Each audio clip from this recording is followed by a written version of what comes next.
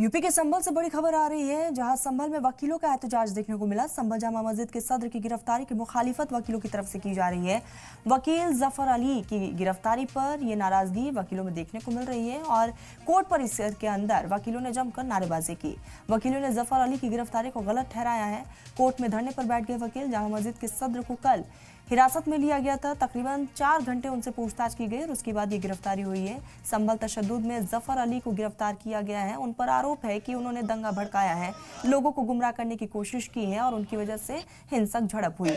आपको बता दें कि इससे पहले भी जफर अली को हिरासत में लेते हुए पूछताछ किया गया था, लेकिन तब छोड़ दिया गया था और कल जब 4 घंटे वापस से हिरासत में लिया गया, पूछताछ की गई और उसके बाद ये गिरफ्तारी हुई है। वहाँ के मुकामी लोगों में भी नाराजगी है।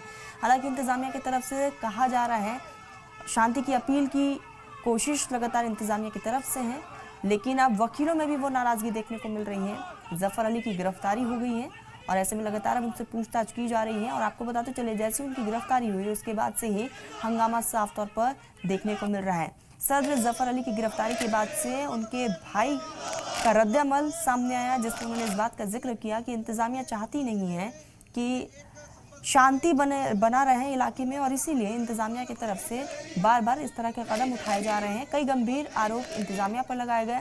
इंतजामिया की कार्यशैली पर भी सवाल निशान खड़े किए गए। 2 तस्वीरें इस वक्त आपकी स्क्रीन पर हैं। एक तरफ आज कोर्ट परिसर के अंदर जमकर वकीलों का हंगामा देखने को मिला और वकीलों ने जमकर नारेबाजी भी की। दूसरी तरफ वो तस्वीरें जब गिरफ्तारी हुई थी तो वहाँ के मुकामी लोगों में भी काफी ज्यादा नाराजगी देखी गई।